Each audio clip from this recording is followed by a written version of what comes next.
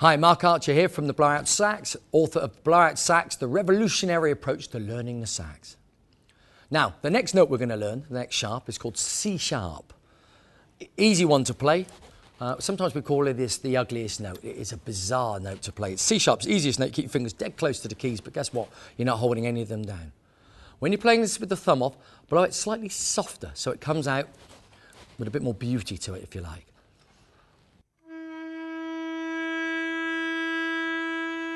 Likewise, with the thumb on, you have to blow this a little bit faster.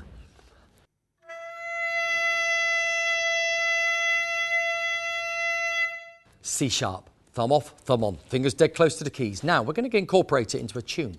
We're going to do the second most famous saxophone hook of all time, in my opinion, which is Careless Whisper, played by Steve Gregory, 1984, for George Michael.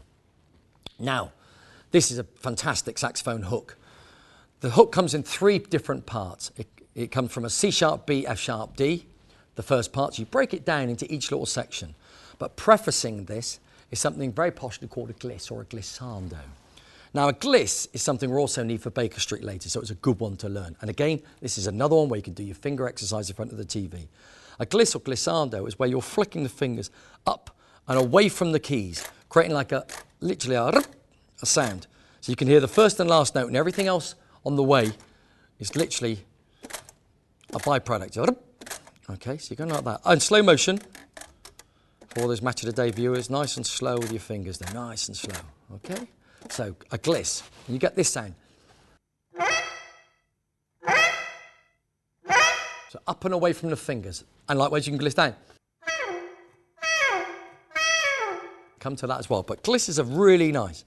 And in this particular track, he used it right at the beginning from the D to the C sharp, and likewise we're going to do it from an F sharp, which is a smaller gliss, to a C sharp. It's a really nice, really lovely form of articulation, gliss or glissando.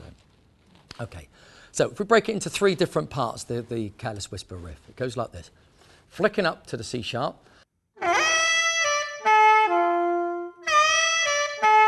Go C sharp, B, F sharp, D. So again, get the oddness of that B to F sharp is a particularly odd maneuver, and then back down on the D. So it's about getting these fingers talking to each other. So that's the first part.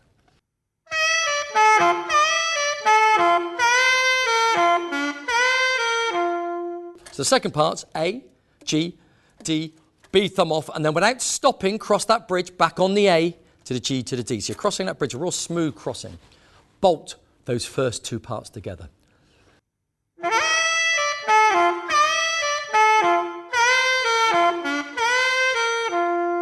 And like I did there where I separated them. Cool. The third part is just finishing off the G, F sharp, the D, and the low B. Okay, this is the third part of what they call the sequence. And then run straight back up the scale, and as you run back up, you get to the A, the B, the C sharp, to cross the bridge for the D. So this is a C sharp, nothing on, to six fingers, the thumb on the back. As you get into about the A, the B, you're already thinking of crossing that bridge. You're getting everything into place, ready for that crossing. And that applies always when you're crossing a bridge. Try and get everything together a little bit earlier than you think you should, so you know where it's coming, make it happen. So let's come back up from the F sharp, very slowly.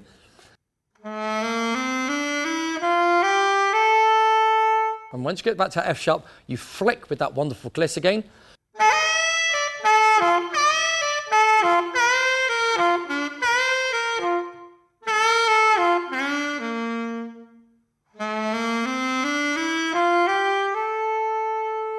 So it's a part one, part two. So the riff's repeated twice, which is really lovely. And I love that about pop music. It's a lot of repetition.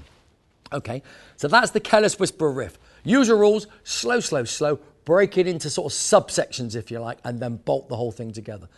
Very good one to show off. It's only your seventh tune, and I know it's early, but it's a good one to get accomplished. And more importantly, you're getting C sharp accomplished at the same time. Okay, so C sharp, nothing on at all. Thumb on, thumb off. Remember, with the high note, blow fast. Lower note, blow slightly slower, just to get the note sounding a bit cleaner and a bit more beautiful. So C sharp, really nice note on the sax. And now, all of a sudden, you've gone for 15 notes, which you started with the naturals, and you've got 4 new notes. So you've now got 19 of your 33 notes, which is great. So C sharp, F sharp, get those licked, and on we go. Take care, enjoy yourselves, keep blowing that beautiful saxophone.